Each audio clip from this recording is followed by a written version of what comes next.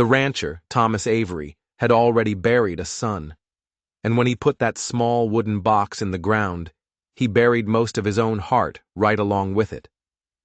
He thought that part of him was gone forever, turned to dust under the unforgiving sun. But then he saw the boy. He was standing at the south fence, looking like a ghost made of bones and dirt, arms hooked so weakly over the top wire that it seemed the wind might just carry him away. The land behind him was empty for miles, a flat, brown, brutal emptiness that offered no clues. Where had he come from? How was he still standing? Thomas stood in the barn doorway, his work gloves dangling from one hand, and his heart started pounding. Not a normal rhythm. It was a frantic, desperate drumbeat against his ribs, a sound he hadn't felt in 3 long years. Because the boy looked exactly like Calb, his Calb, the son he'd lost to a fever that stole the breath from his lungs one bitter October, the boy whose laughter used to echo across these very fields. This couldn't be. This child was thinner, broken, wearing a coat 3 sizes too big. But the shape of his face, the wild, straw-colored hair, the way his head was bowed, it was enough to make the world stop turning. Thomas didn't shout. He didn't run. He just moved, one steady step after another, his boots crunching on the gravel. He was afraid if he moved too fast, the vision would shatter, like a mirage in the heat. He was just a few feet from the fence line when the boy's legs finally gave out.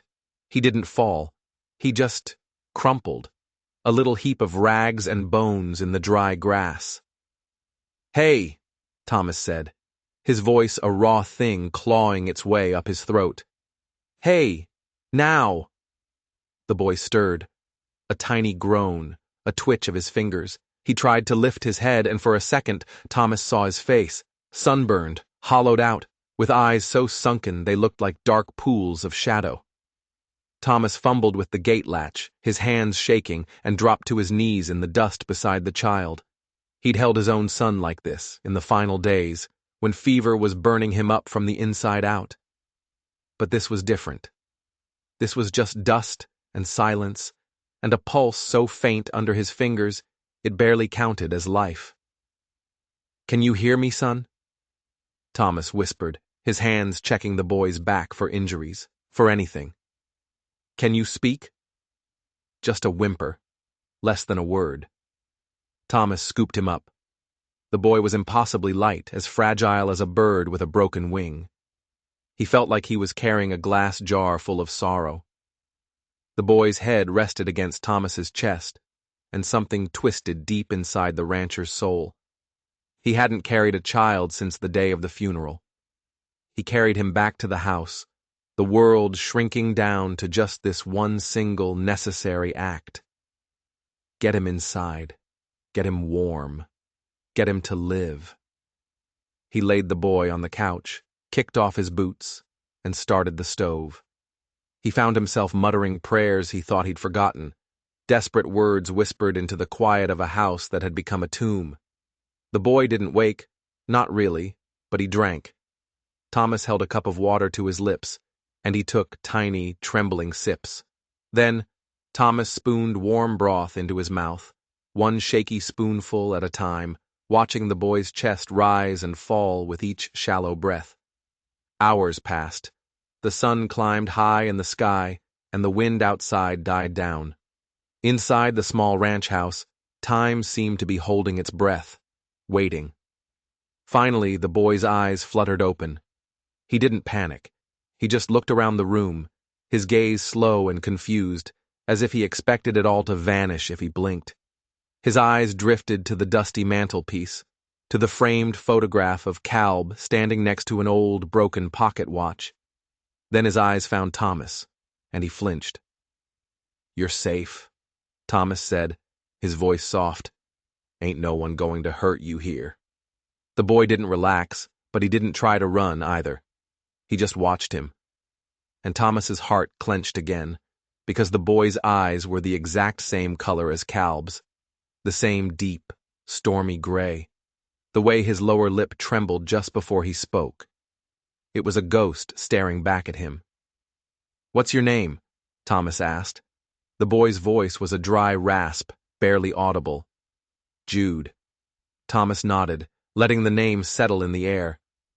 "You got people, Jude? Folks looking for you?" Jude just shook his head. A slow, small, final movement. He pulled the oversized coat tighter around his thin frame, curling his knees up to his chest like a stray dog trying to make itself disappear. It wasn't until nightfall, when Jude had drifted into a restless sleep on the couch, that Thomas found the marks. Jude shifted, and the back of his shirt slipped up, exposing the skin underneath. Thomas froze, his breath catching in his throat. His hands started to shake. His back was a road map of old pain, thin, white, crisscrossing scars. Dozens of them, angry, raised lines that could only have come from one thing, a whip or a belt. Thomas felt a cold, hard rage bloom in his chest, a feeling he hadn't known in years. Who would do this to a child? To any child? He didn't sleep that night. He sat by the fire, a cup of coffee growing cold in his hands, and just watched the boy breathe. He watched the shadows from the fire dance across Jude's face, and he really tried, not to see his own son lying there. But the resemblance was a knife twisting in his gut. The next morning brought a flood of questions, none with answers. Where did Jude come from? What horrors had he escaped? And why, of all the fences in this wide, empty valley, had he collapsed at this one? But the biggest question, the one that sat like a stone in Thomas's stomach, was what he was supposed to do now. This boy needed everything: food, safety, warmth, a reason to trust again. And Thomas had nothing left to give. Since his wife Mary had passed, the house had grown quiet. After Calb died, it had turned to stone. There were no toys, no laughter, just a broken man and his ghosts. And now there was Jude. The boy was a phantom in the house. He barely spoke. He ate only when told, drank only when asked. He would sit by the window for hours, staring out at the empty land, as if he was waiting for someone to come for him. Or maybe, Thomas thought, as if he was terrified someone would. Thomas didn't push him. He knew what silence could hold. He knew it could be a shield. But on the third day, the shield shattered. Thomas was out in the north pasture, mending a stretch of fence line, when he heard the scream. It was short, sharp, and thick, with a terror so pure it made the hairs on his arms stand up. He dropped his tools and ran. He found Jude huddled in the corner of the barn, arms wrapped around his head, rocking back and forth like the world was ending. One of the horses had kicked the stall door, a loud, sudden bang, nothing more. But to Jude it must have sounded like a gunshot. Thomas knelt slowly, keeping his distance, his hands raised where the boy could see them. "It's all right, son. It's okay. Just a spooked horse. No harm done." Jude was trembling violently, his gray eyes wide and wild with a fear that was far too old for his face. And then the words came spilling out of him, a desperate, whispered plea. "Don't let him find me." Thomas blinked. The words hung in the dusty air of the barn. "Who, son? Who's going to find you?" But Jude didn't answer. He just kept whispering it, over and over again, rocking himself in that dark corner. "Please don't let him find me. Please don't let him find me." Thomas gathered the trembling boy into his arms, holding him tight, murmuring steady, meaningless words of comfort. But inside, a cold dread was blooming. This wasn't just a lost, starving boy who'd stumbled onto his land. This was something else. This was something hunted. And whether he wanted to be or not, Thomas Avery had just stepped right into the path of the hunter. He looked down at the child in his arms, at the face that was so much like his dead son's, and he knew, with a certainty that chilled him to the bone, that the past wasn't done with him, not by a long shot. Jude went silent again after the incident in the barn. It was a heavier silence this time, filled with the things he wouldn't say. Thomas kept him close, giving him small chores around the house, shelling peas, sweeping the porch, simple tasks that kept his hands busy and his mind from wandering back into whatever darkness he'd escaped. The boy was a shadow at his heels. He moved with a strange, quiet caution. Thomas noticed that loud, expected noises didn't bother him. A door slamming in the wind, Thomas shouting for the cattle. None of it made him flinch. But it was the small, sudden sounds that made him tense up. A chair scraping against the floorboards, a boot thudding too hard on the porch. Every time, Jude would go rigid, his shoulders hunching, like he was bracing for a blow that was sure to follow. Punishment, Thomas realized, must have come fast and without warning wherever he came from. That night, Thomas sat by the hearth with his Bible open on his lap, but the words were just a blur of faded ink. His gaze kept drifting to the boy, curled up in the big armchair across from him, wrapped in one of Calb's old wool blankets. Jude's eyes were closed, but his breathing was too slow, too measured. He was pretending to be asleep, waiting, watching. The house hadn't held another soul in 3 years. There hadn't been a second plate on the table or another pair of boots drying by the fire. The sound of Jude's breathing, even strained and nervous as it was a strange kind of comfort. It was a reminder that the world hadn't completely ended. Finally, Thomas closed the book. Jude's eyes snapped open, instantly alert. "Time for bed," Thomas said gently. "You can take the cot. In Calb's room." The boy just stared at him, confused. "It's just a room," Thomas added, realizing how that must have sounded. "It's warm. Got a good window." Still, Jude didn't move. Thomas didn't press him. He just turned and walked down the short hall to the room that had been sealed like a tomb since the funeral. Dust motes danced in the lamplight. A small wooden horse Calb had carved still sat on the windowsill, its paint faded by the sun. He lit the lamp on the nightstand and turned down the covers. After a minute, he heard soft footsteps. Jude was standing in the doorway, clutching the blanket like a shield.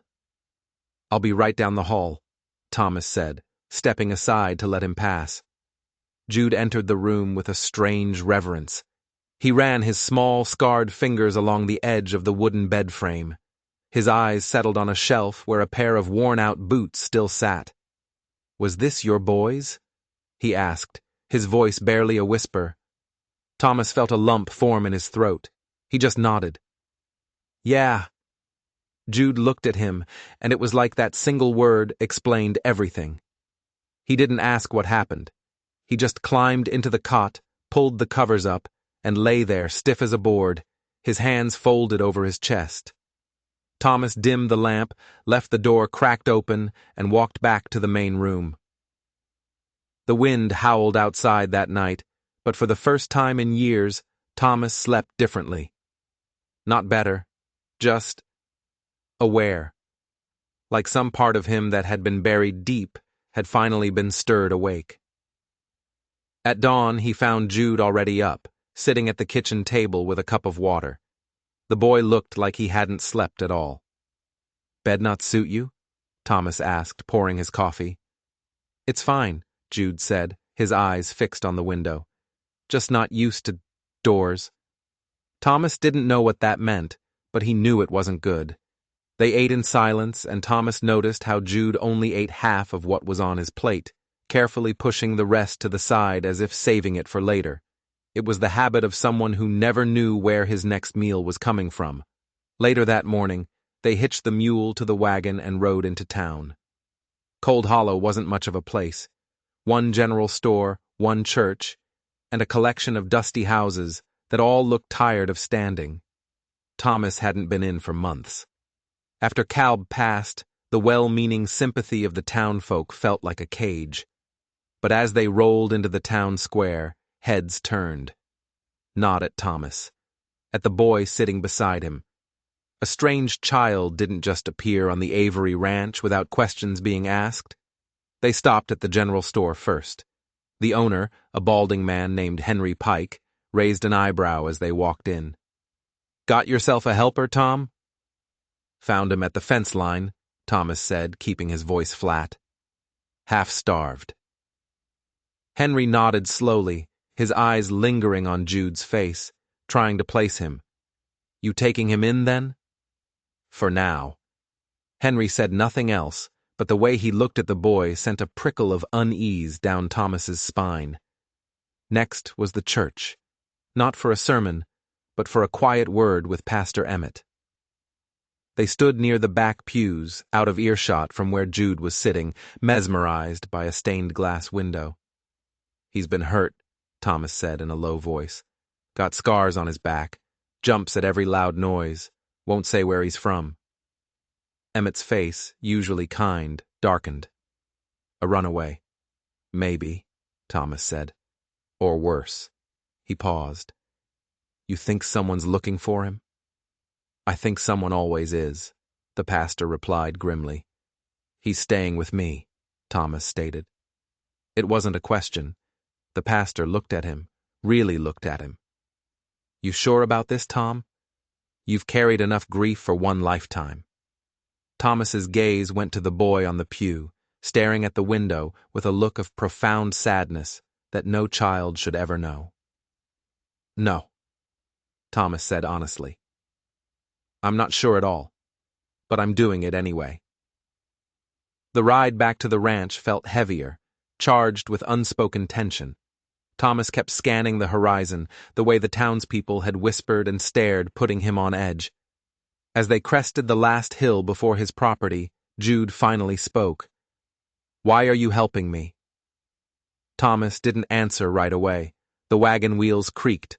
The mule snorted. Finally, he looked at the boy. Because you remind me of someone. Jude just nodded, as if that simple sentence held all the meaning in the world. That night, after supper, as Thomas was clearing the table, he found it. A small, folded piece of paper tucked beneath the plate Jude had used. It was torn from a book, the edges stained with something dark, maybe dried blood. He unfolded it. The handwriting was shaky, desperate. It contained only 2 lines. He's still looking. If I'm found, run. Thomas stared at the words, his blood running cold. They weren't a plea. They were a warning. Someone was hunting this child. A real, tangible threat was out there, in the darkness. And by taking Jude in, by bringing him into his home, Thomas had just painted a target on his own door. He folded the note, his hand trembling slightly, and tucked it deep into his pocket. He looked down the hall, to the cracked-open door of Caleb's room, where a soft lamplight glowed. This boy wasn't just a stray. He was a harbinger, and the storm he was running from was about to break right over their heads. The silence that followed was the wrong kind. It was the heavy, listening silence that comes before a storm, when the air gets thick and even the birds stop singing. Thomas had known it once before, in the hours after Caleb took his last breath. Now it was back. He found the tracks at dawn. He'd left Jude sleeping and went out to check the fences, a habit ingrained in him over 40 years. Near the front gate, in the soft dirt, were boot prints. Not his, not Jude's, 2 sets of them, and they were fresh. He knelt, tracing the outline with his finger. They had come in the night, while he and the boy slept. They had stood right there, just yards from his front door, and looked at his house. And then, they had left. He stood up, his eyes scanning the distant tree line. Nothing moved, but that stillness felt louder than a scream. Back inside, Jude was sitting at the table, nibbling on a piece of bread like he expected it to be snatched from his hand at any moment. Thomas didn't mention the tracks, not yet. "Sleep all right?" he asked. Jude nodded, but his knuckles were white where he gripped the crust of bread. Thomas poured himself a coffee, his mind racing. He leaned against the counter. "You see anything strange last night, Jude? Hear anything?" The boy froze.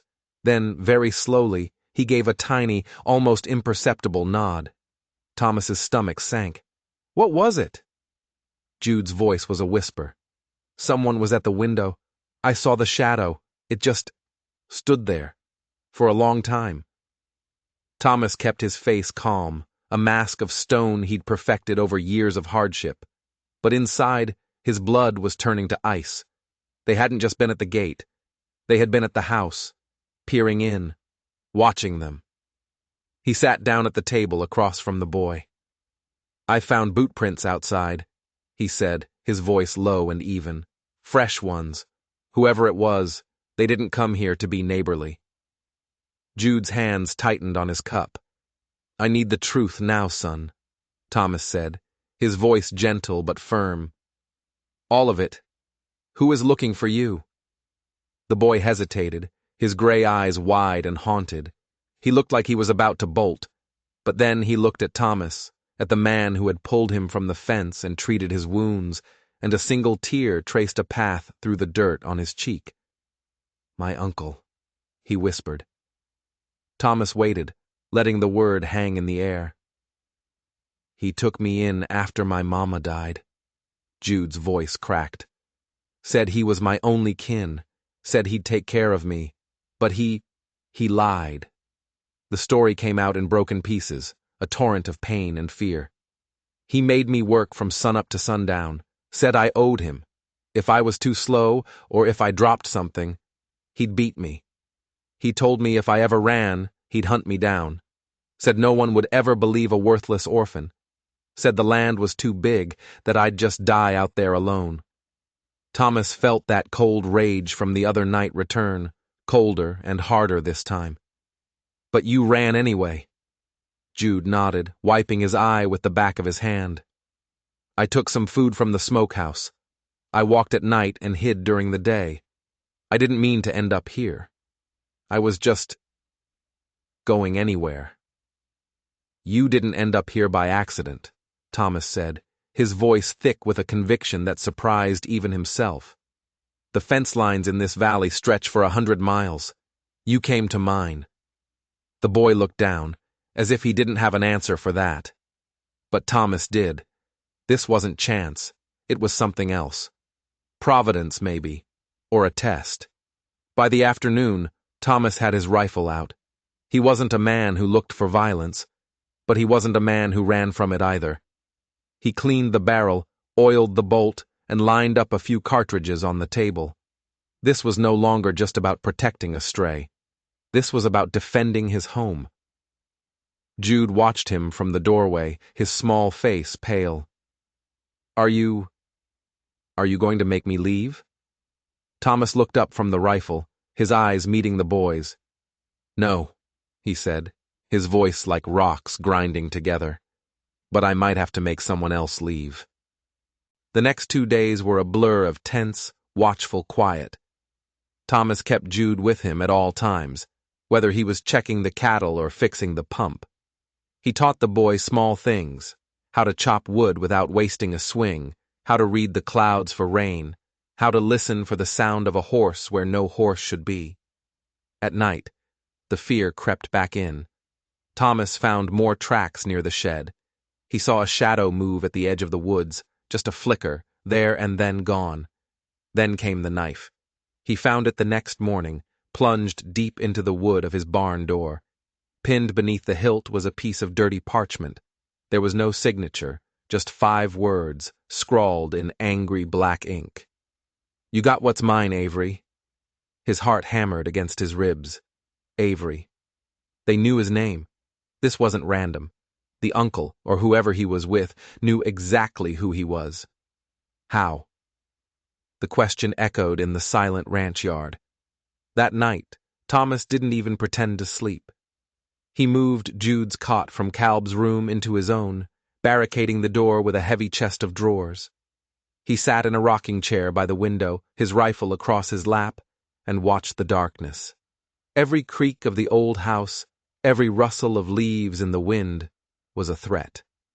Jude, exhausted, eventually fell into a fitful sleep. He cried out once, a sharp, terrified sound, and clutched at the blanket as if someone was trying to rip it away. Thomas just sat there in the dark, listening to the echoes of a pain he couldn't fix, and felt his resolve harden into something unbreakable. Morning, brought a new horror. Behind the barn, a rabbit was hanging from the fence by its hind legs. Its throat had been slit, the blood a stark frozen crimson against the gray wood. It was a message, a promise of violence. Jude saw it. He stopped dead, his face draining of all color. He didn't cry. He didn't make a sound. He just stared for a long moment, then turned and walked stiffly back into the house. Thomas followed him in and found him in the kitchen, huddled in a corner, his arms wrapped so tightly around his knees he was shaking. "He's here," Jude whispered, his voice trembling. "He's close." Thomas knelt beside him. "We're not giving up, Jude." The boy looked up, his eyes swimming with terror. "What if he won't leave? What if he hurts you, too?" In that moment, something inside Thomas Avery snapped.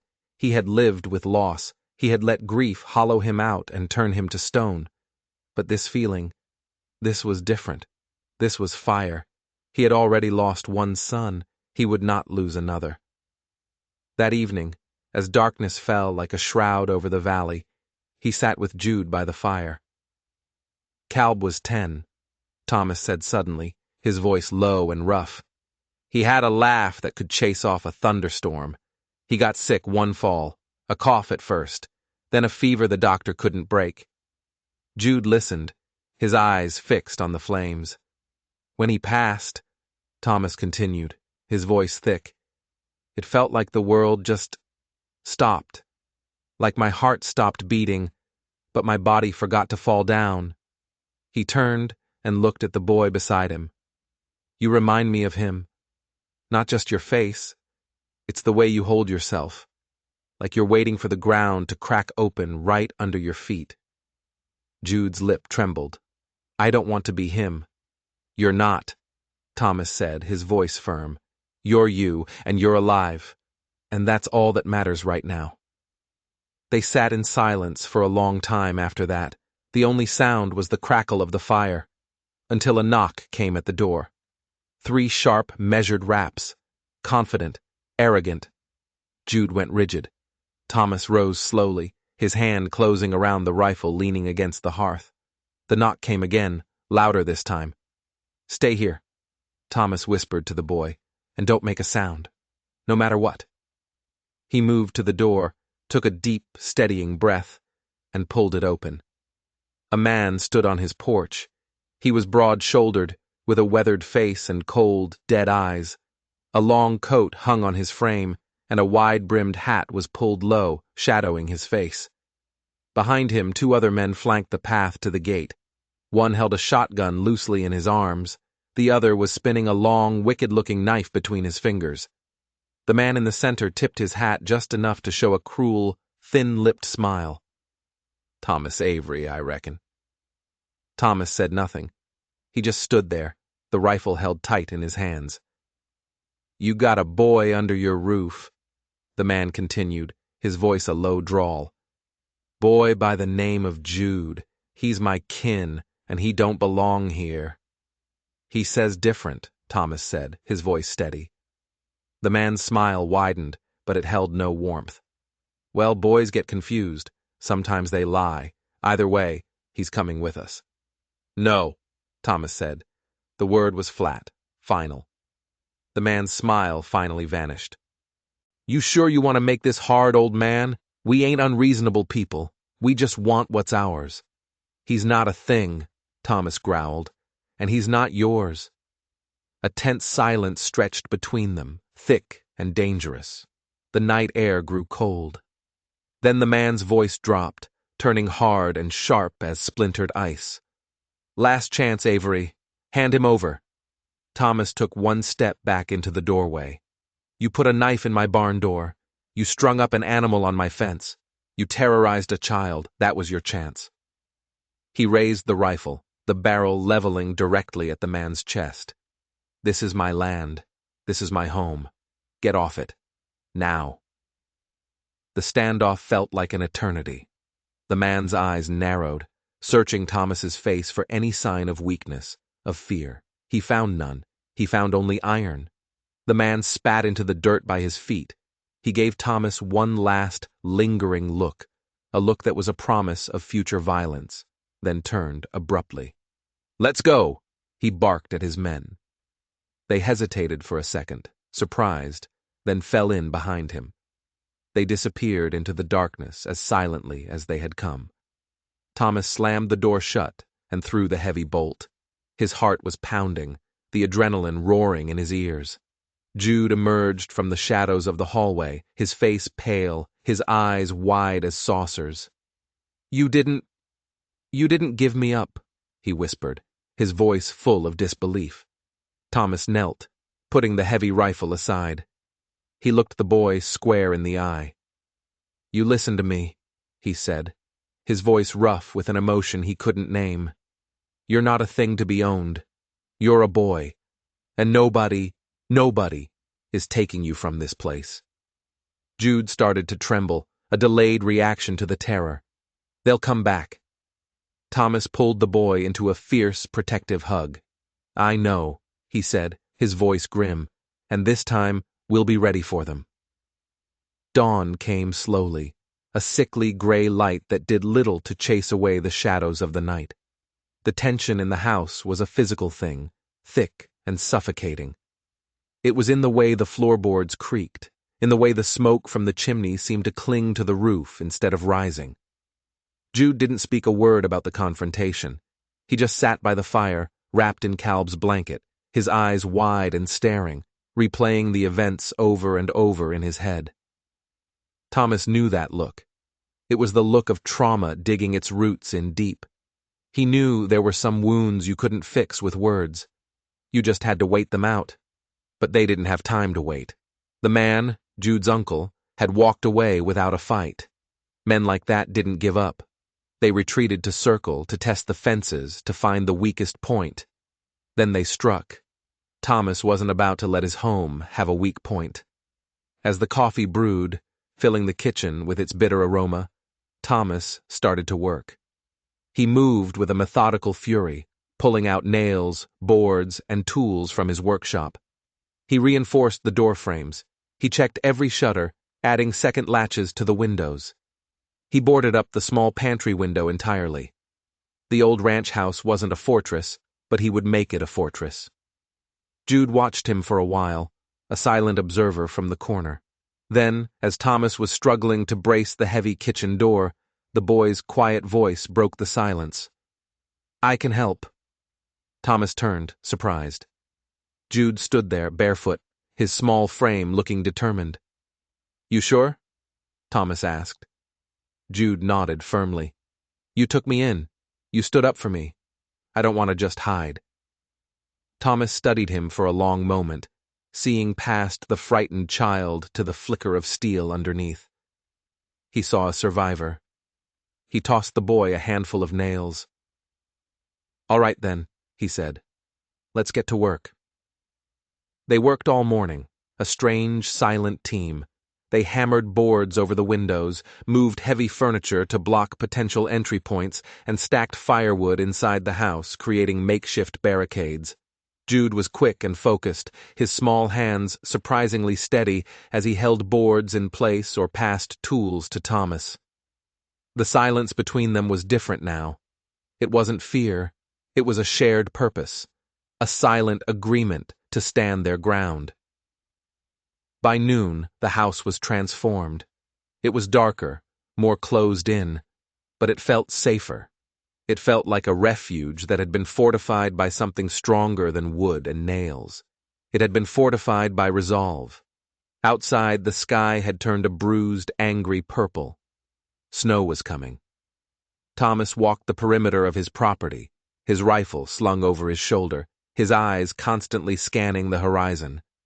He stopped at the very spot on the fence line where he had first found Jude. The small, faint footprint was still there in the dirt, a reminder of how this war had started. He turned and saw Jude standing right behind him.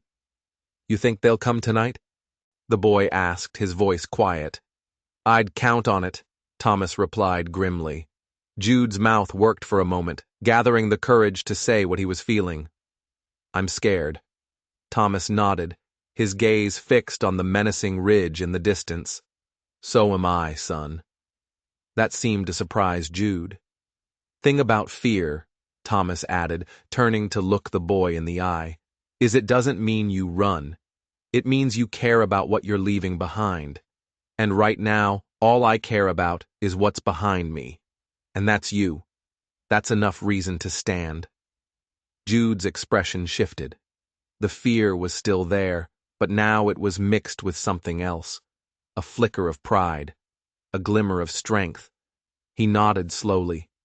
"Yeah, it's enough." As night fell, they made their final preparations. Thomas handed Jude a small object wrapped in an old piece of cloth. The boy unwrapped it carefully. It was a slingshot, carved from a sturdy piece of oak, the leather pouch worn with use.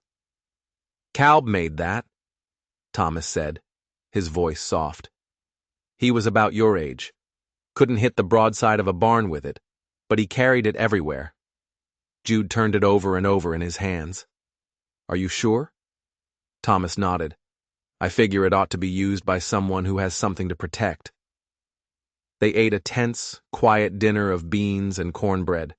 Every gust of wind, every scrape of a branch against the roof made them both jump. Then the night answered their fear. It was just after midnight when the old cattle dog on the porch let out a single, low bark. Not a warning bark, a confused one. Thomas was on his feet in an instant, rifle in hand. He peered through a crack in the boarded-up window. Nothing. The yard was empty, bathed in pale moonlight. Then he heard it. A metallic clang from the direction of the barn. Silence. Then another sound, softer. The creak of a wooden door. He motioned for Jude to get down, to stay hidden behind the overturned kitchen table.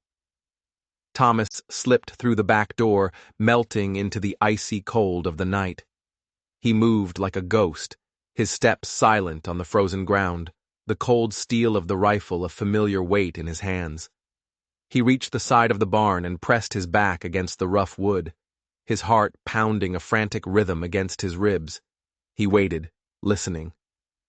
A shadow moved across the large, open front of the barn. Thomas held his breath. The main door creaked open. A single man, holding a lantern, stepped inside. It wasn't the uncle. This man was taller, thinner, a hired hand. Thomas didn't hesitate. The man was looking for them in the hayloft, his back turned. In a blur of motion, Thomas sprinted across the yard. He slammed the heavy barn door shut, the sound echoing like a gunshot in the silent night. He dropped the heavy wooden beam into the iron brackets, trapping the man inside. The man inside started shouting, cursing, pounding his fists against the solid wood. Thomas didn't wait to hear it. He turned and ran back toward the house, back toward Jude. But he was too late. The front door of the house was wide open, swinging gently in the wind. The barricade of furniture had been pushed aside, and Jude was gone. A cold, primal fear, worse than anything he had ever felt, seized Thomas. His blood turned to ice in his veins. He screamed the boy's name, his voice raw with panic. He burst into the house, his eyes wild, empty. He ran back out onto the porch, and then he saw them. Tracks in the frosty dirt. 2 sets. One small and frantic, one large and purposeful. They led away from the house, west, toward the dark, menacing ridge. The man in the barn had been a diversion, a trap, and he had walked right into it. He grabbed his coat and a lantern, his mind a whirlwind of rage and terror. He didn't think, he just ran. He followed the tracks, crashing through the underbrush, the branches tearing at his clothes. The person who had taken Jude knew the land, moving fast and sure-footed through the darkness. A half-mile in, he found Jude's boot, snagged on a root, torn from his foot in the struggle. 100 yards further, he saw them. The uncle. He had Jude by the collar, dragging him through the trees like a sack of potatoes. The boy was kicking, fighting, struggling with every last ounce of his strength. Thomas raised his rifle, his hands surprisingly steady. "Let him go." The uncle froze. He turned, a look of surprise flashing across his cruel face before it settled back into a sneer. He yanked Jude in front of him, using the boy's small body as a shield. "Well, well," the uncle drawled, his voice mocking. "Was wondering when you'd show up, old man. You're bolder than I gave you credit for." "I'll say it one more time," Thomas growled, the sound barely human. "Let the boy go." "Why?" the man sneered. "He's mine, my brother's son. Blood is blood." As he spoke, he pulled a pistol from his coat, the barrel dark and ugly in the lantern light. "He's not a piece of property!" Thomas roared. "He's a thief! A runaway!" The uncle shouted back, his voice rising. "You think he just stumbled onto your ranch by accident? You think he's some innocent little lamb?" He laughed, a harsh, grating sound. "He knows things my brother left behind, things that belong to me now." Before Thomas could process what that meant, the uncle pressed the muzzle of the pistol against Jude's head. "Maybe I just end this whole mess right now," he hissed. "The boy's more trouble than he's worth." Time seemed to slow down. Thomas saw Jude's eyes wide with terror. He saw the man's finger tighten on the trigger. He didn't think. He didn't aim. He just reacted. He squeezed the trigger. The rifle bucked against his shoulder, the explosion of the shot deafening in the silent woods. The uncle staggered back, a cry of pain torn from his lips. He dropped the pistol. The bullet had caught him in the shoulder, not a killing shot, but enough to spin him around and knock him off his feet. Jude dropped to the ground and scrambled away, toward Thomas. Thomas ran forward, not stopping to check on the boy. He tackled the uncle before the man could recover, knocking the pistol further away. He raised the rifle and brought the butt of it down hard into the man's ribs. The uncle gasped, coughing up blood and dirt. "You ever touch him again," Thomas snarled, his face inches from the man's, "and I swear to God, I will finish what I started." He stood and pulled Jude into his arms. The boy was sobbing, clinging to him like he would never let go. "I'm sorry," Jude whispered into his chest. He said he'd kill you if I didn't go with him." "Shh." Thomas held him tighter. "It's over now. It's over."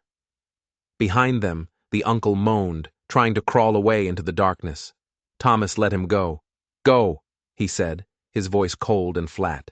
"But if I ever see your face on my land again, you won't be crawling away."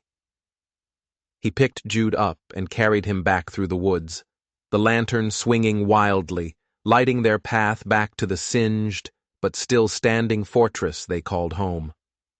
As the first hints of dawn bled across the horizon, he set Jude down gently on the couch. "You're safe," he said again, wiping a smear of dirt from the boy's cheek. Jude didn't answer. He just leaned against him, utterly exhausted, and finally, blessedly, closed his eyes.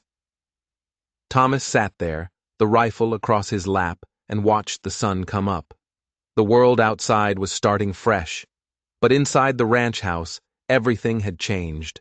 The boy wasn't just a stray he was protecting anymore. He was his son. And Thomas knew, in the deep, broken place where grief used to live, that he was never, ever letting him go. The sun climbed higher, burning away the frost and the last of the shadows. The house was quiet, but it was a different kind of quiet now. It wasn't the silence of emptiness. It was the silence of recovery, of a battle won. Jude slept for most of the day, a deep, healing sleep. Thomas let him be. He cleaned the rifle, bolted the door, and then went outside to erase the signs of the previous night's war. He swept away the tracks, picked up the spent cartridge, and stared at the dark stain on the ground where the uncle had fallen. He felt no remorse, only a grim, cold satisfaction. When Jude finally woke, the sun was low in the sky, casting long shadows across the floor.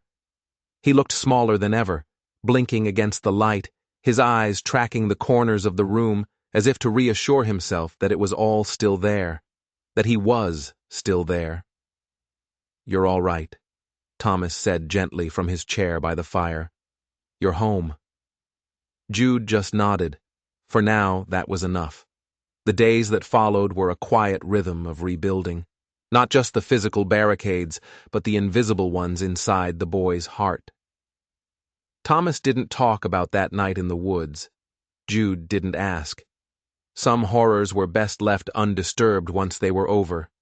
They worked side by side, fixing the damage to the barn, mucking out the stalls, hauling water for the cattle. The simple, honest rhythm of the land began to work its magic.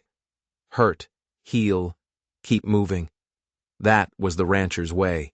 Slowly, incredibly, Jude began to smile again. It started small.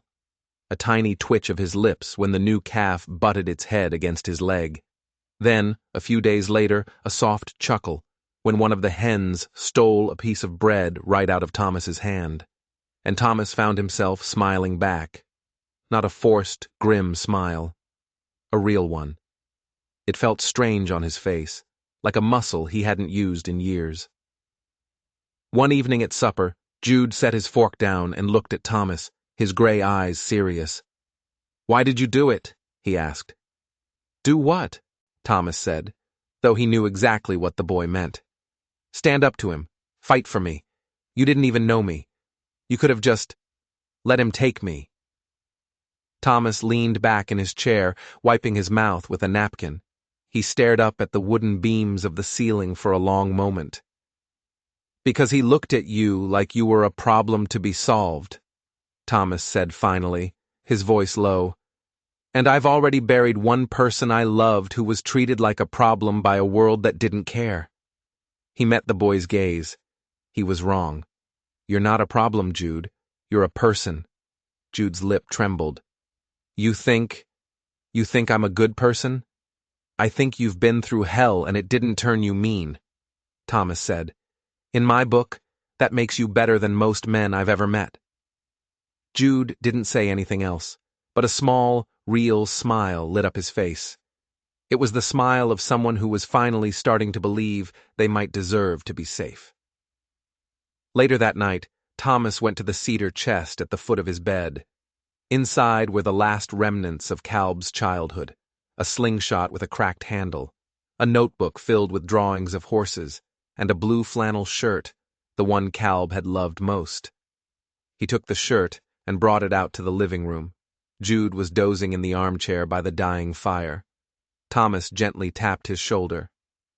"Thought this might fit you," he said, holding out the shirt. Jude blinked awake. He took the shirt with a kind of reverence, his fingers tracing the worn fabric. "It was his?" Thomas nodded. "Yeah." Jude looked down, his expression clouded. "I don't want to take his place." "You're not," Thomas said, his voice softer than Jude had ever heard it. "You could never take his place. But you've made your own." For the first time, Jude slept in the main bedroom. Thomas insisted. He took the cot himself, setting it up by the fire, standing watch, while the boy finally slept in a real bed, behind a locked door, without fear. Peace settled over the ranch. A week passed, then two.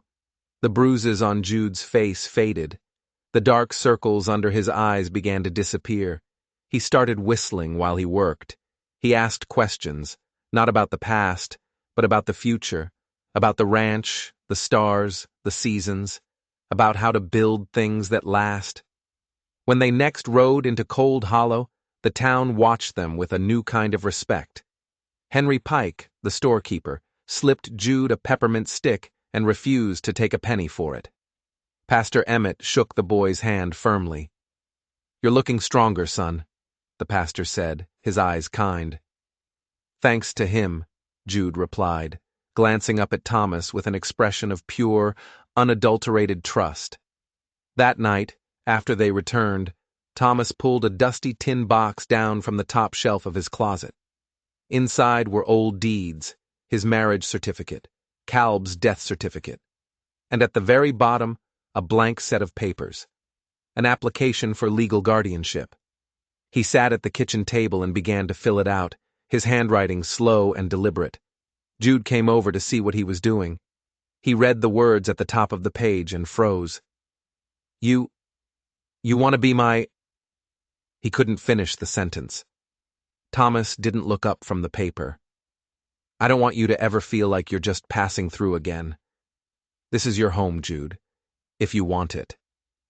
Jude sank into the chair opposite him, his small hands trembling. His eyes filled with tears he didn't bother to wipe away. I don't know what to say. You don't have to say anything, Thomas said, pushing the paper across the table and pointing to a line at the bottom. Just sign here. And so he did. With a shaky, determined hand, he wrote his new name. Jude Avery. A new name. A new life. He wasn't a runaway anymore. He wasn't a victim. He was a son. They sat up late that night, not in tense silence, but in easy conversation.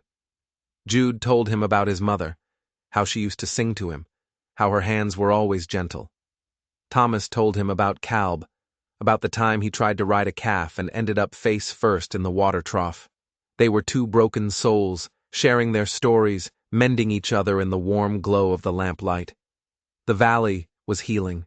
The snow melted. The creek began to flow again. It felt like a new beginning. Then the letter came. It was delivered by a rider Thomas didn't recognize, a grim-faced man who just handed it over and rode away without a word. There was no return address, just Thomas's name scrawled on the front. He opened it by the fire, Jude watching him nervously. The note inside was short, the words jagged and full of malice. You should have finished the job, Avery. He's got brothers, and they ain't as patient as him. Thomas crumpled the note in his fist, his blood running cold. He had been a fool to think it was over. He hadn't ended the threat. He had just wounded it. And now it was coming back, angrier, stronger. The very next morning, Thomas took Jude out behind the barn. He set up a line of tin cans on a fence post, and he began to teach him how to shoot, not because he wanted to, but because he had to. Jude was a natural. He hit the third can on his 6th try. That was luck, he said, surprise on his face. Maybe, Thomas replied, reloading the rifle. But luck has a habit of favoring the prepared. They trained every day after that, shooting, running, learning the land not as a home, but as a battlefield. Jude grew stronger, more confident, but a new, watchful tension had settled in his eyes. He was always scanning the horizon, always listening. One night, a week later, the dog started barking again, a low, steady, menacing growl. Thomas stepped out onto the porch, and he saw them. On the ridge, overlooking the valley, was a line of torches, 5 of them. 5 riders, sitting on their horses, motionless, like fiery demons watching from the gates of hell. He stepped back inside and bolted the door, his heart hammering in his chest. He turned to Jude, who had seen them too. It's starting again, Thomas said, his voice a grim whisper. Jude didn't flinch. He picked up Calb's rifle, his small face set with a determination that broke Thomas's heart. Then let's finish it. The riders didn't move. They just sat on that ridge, their torches painting flickering, monstrous shadows against the black sky. It was a siege of the mind, a promise. They stayed for hours, a silent, burning threat, and then, one by one, they turned and vanished back into the trees. The silence they left behind was worse than the noise of any battle. Neither Thomas nor Jude slept that night. They sat by the fire, fully dressed, rifles in their laps, watching the windows, waiting. When morning finally came, pale and cold, Jude spoke first. They were testing us. Thomas nodded, pouring water into the coffee pot with a hand that wasn't quite steady. Seeing if we'd run, like coyotes circling a calf before they move in for the kill. Jude's hand clenched into a fist on the table. I'm not running. I know, Thomas said, but you're scared. I'm responsible, Jude corrected him, his voice low but firm. That's different. Thomas looked at the boy, truly looked at him, and saw that he was right. The fear was still there, buried deep, but it had been forged into something else, something hard and sharp. Responsibility. He wasn't just a victim anymore. He was a defender. 5 riders. The letter had said, "Brothers." This wasn't just about a grudge anymore. This was a clan. A gang. What had Jude's father gotten himself into? What kind of darkness had he left behind for his son to inherit? Thomas spent the day turning the ranch into a death trap. He moved supplies, water, food, ammunition, into the small reinforced root cellar. He didn't plan to hide there, but he wanted Jude to have a place to fall back to. A place the fire couldn't reach. Jude worked beside him, sharpening every knife they owned, stacking kindling by the fireplace, his movements economical and precise. He was no longer a shadow. He was a soldier. As evening approached, the wind picked up, carrying the scent of pine and something else. Smoke, not from their chimney. It was a distant, controlled burn, a signal. They ate a quick, functional meal. No one was hungry. Every nerve in their bodies was screaming. Then came the knock. Not on the door. On the side wall of the house, 3 soft, deliberate taps. Jude froze, a piece of bread halfway to his mouth. Thomas was on his feet, rifle in hand. He moved to the kitchen wall, pressing his back against it. "Stay low," he whispered. "No noise." Another set of taps, this time on the window frame, a knuckle, rapping gently. Thomas crept to the window, pulling the curtain back just a fraction of an inch. A man stood outside. He was young, barely 20, and alone. His hands were raised in the air, showing they were empty. Thomas cracked the window open. "Speak." "Name's Rafe," the man said, his voice a nervous rush. "I ain't here to fight. They don't know I came." "Who's they?" Thomas growled. "The others. The ones on the ridge. I rode with them." Behind Thomas, Jude stood up slowly.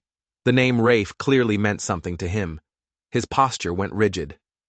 "You were with his uncle," Thomas stated flatly. Rafe nodded, his eyes dropping to the ground. "Didn't know what it was at first. He just said we were picking up a runaway who stole from him." He looked up, his eyes pleading. "But that ain't it. After last night, they're not talking about justice anymore. They're talking about burning this place to the ground, with you both in it." Thomas stared at him, weighing the words. He stepped back from the window. "Come inside." Slowly. Rafe entered, his hands still raised. His eyes immediately found Jude. "I remember you," Jude said, his voice surprisingly steady.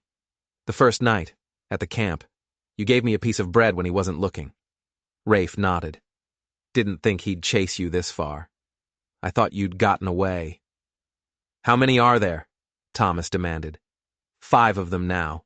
The uncle, his 2 brothers, and 2 hired guns. They're camped down by the river bend. They're waiting for something. "For what?" "Don't know.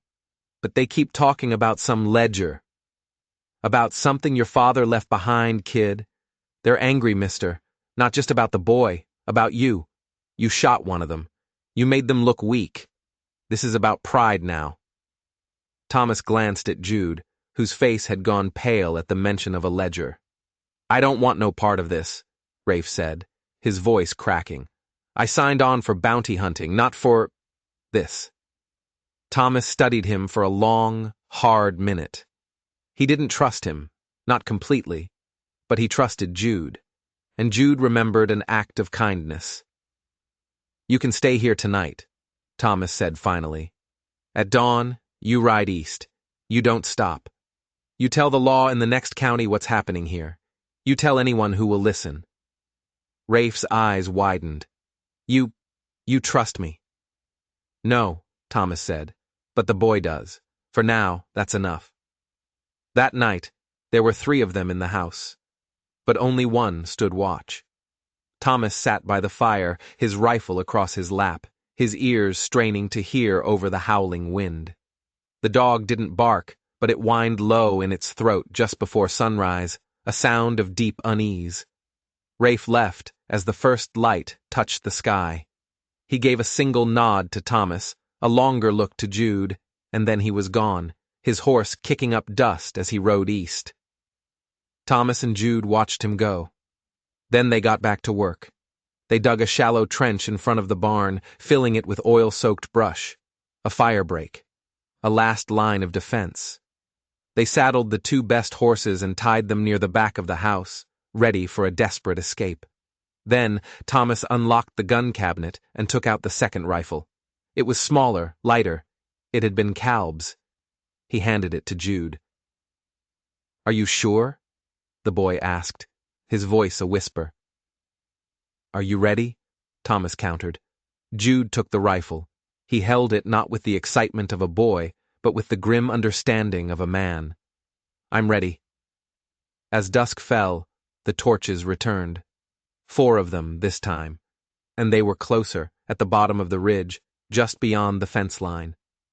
One of the men rode forward. It wasn't the uncle. This man was bigger, with a brutal scar that cut across his cheek. "Avery!" he bellowed, his voice echoing across the valley. "I'm giving you one night to give us the boy and the ledger. At sunup, we're coming through that door. You give him up, you might live. You don't, and we'll burn this whole valley to ash, starting with you." Thomas raised his rifle and sighted down the barrel, but didn't speak. The man saw him. He grinned, a terrible, predatory expression. "Sunup, old man." They turned and rode back into the darkness. Thomas bolted the door. Jude was standing right behind him. "We should run," Jude said, his voice shaking for the first time that day. "We can't fight all of them." "No," Thomas said, turning to face him. His eyes burned with a cold, hard fire. "This is our home. We don't run from our home." They sat by the fire, the last fire they might ever see. Jude cleaned his rifle with meticulous care. Thomas oiled the hinges on the cellar trapdoor. As the flames burned low, Jude looked up, his face illuminated in the flickering light. Do you think God brought me here?" he asked. Thomas stared into the glowing embers. "I don't know about that," he said slowly, "but I think God knew I needed a reason to fight again." He reached over and laid a hand on the boy's shoulder. "You're not alone anymore, Jude. Whatever happens at sunrise, you are not alone." Outside, the wind howled like a hungry wolf. Inside, 2 souls, a man who had lost everything and a boy who had nothing, prepared to make their final stand. They rose in the dark. The air was frigid, still, holding its breath for the violence to come. Thomas moved through the house with a grim purpose, checking the barricades, laying out their meager ammunition on the kitchen table. 6 shells for his shotgun, 2 cartridges for his rifle. Not enough for a war, but enough to send a message. Jude was already dressed, Calb's smaller rifle a natural extension of his arm.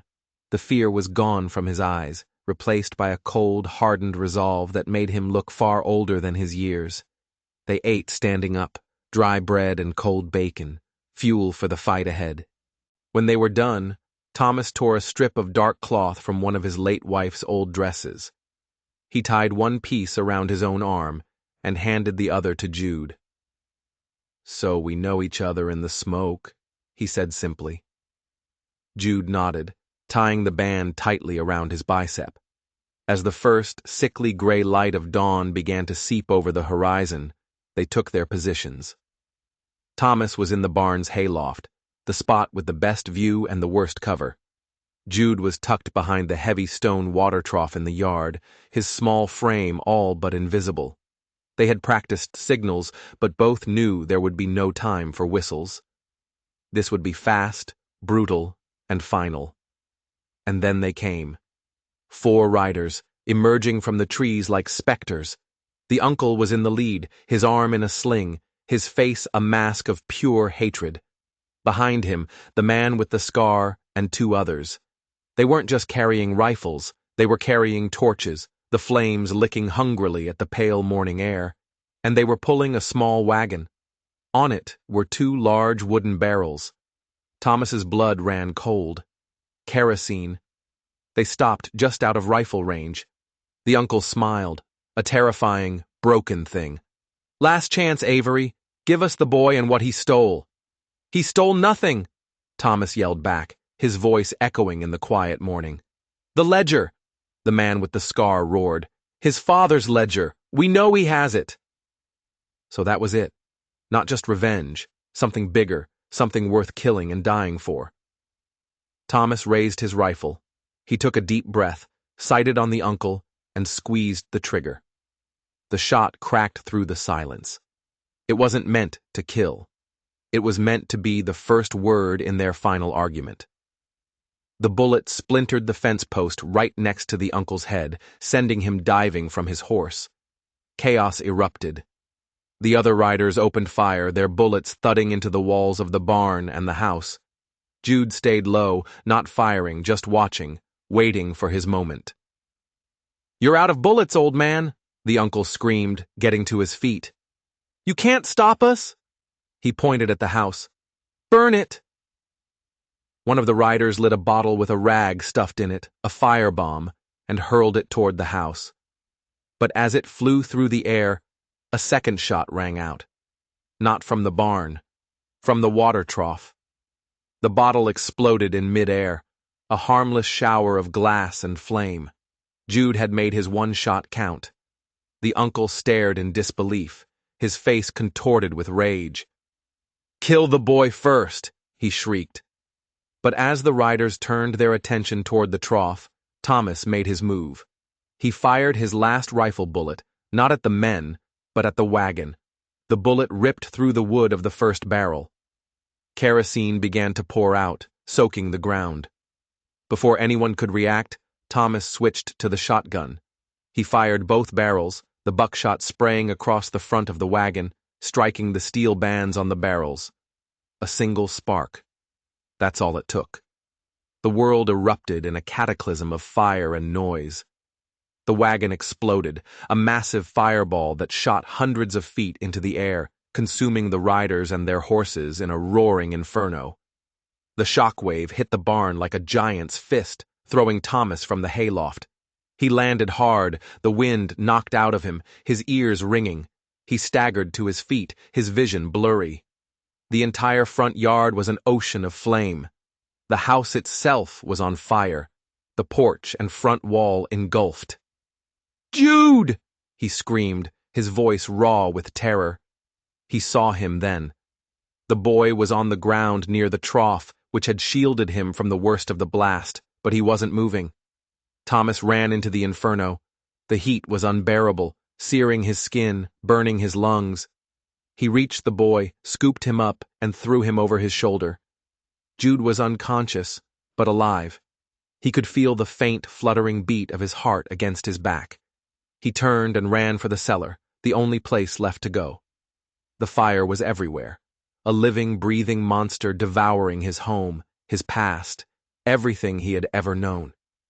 He kicked open the cellar door, stumbled down the steps into the cool, damp darkness, and laid Jude gently on the dirt floor. He was about to go back up, to try and save something, anything, when he saw it. The flames from the burning house were licking at the edge of the firebreak trench he and Jude had dug. The oil-soaked brush caught, and a wall of fire erupted, cutting off the burning house and yard from the rest of the ranch. The barn, the pastures, the fences, they would be spared. Their final preparation had worked. He collapsed onto the cellar floor, coughing, his body screaming in pain, and pulled the unconscious boy close. Above them, the home Thomas Avery had built, the home where he had loved a wife and raised a son, was burning to the ground. But he wasn't thinking about that. He was looking at the boy in his arms, the boy who had appeared at his fence like a ghost, and somehow brought him back to life. The fire raged outside, but down in the cool, dark earth, a rancher held his son and waited for the dawn. They found them hours later. Rafe, the young rider who had warned them, had done what he promised. He'd ridden like the devil was on his tail, and brought back the marshal from the next county, along with a posse of a dozen men. They found the smoldering, blackened ruins of the house and the charred remains of the riders, and in the cellar they found Thomas and Jude, alive. Jude had a concussion and a broken arm, but he woke up as they were carrying him out into the sunlight. The first thing he saw was Thomas's soot-stained, blistered face leaning over him. He just smiled. The story came out, piece by piece. The ledger they were after was real. Jude's father had been the bookkeeper for a powerful, ruthless gang of outlaws, and the ledger contained every crime, every name, every stolen dollar. He had hidden it and left a coded map for Jude with a trusted friend, but the gang had found him first. Jude had escaped with the map, which he'd mistaken for a meaningless drawing, and had been running ever since. The uncle and his brothers weren't just cruel relatives. They were members of that gang, sent to retrieve the one piece of evidence that could bring their entire operation crashing down. Armed with this knowledge, and with Rafe's testimony, the marshal went to war. Over the next few months, they hunted down the rest of the gang, using the information Rafe provided to hit their camps and hideouts. The ledger was never found, lost to the fire, but it didn't matter. The gang was broken. The threat was over. For good. Thomas and Jude spent that winter in town, staying in a small room behind the church, courtesy of Pastor Emmett. The entire town rallied around them. They brought them food, clothes, and supplies. Henry Pike organized a collection, and men from all over the valley pledged lumber and labor. When spring came, they returned to the Avery Ranch. A new house stood where the old one had been, smaller but stronger, built by the hands of their neighbors. The barn was singed but solid. The fences still stood.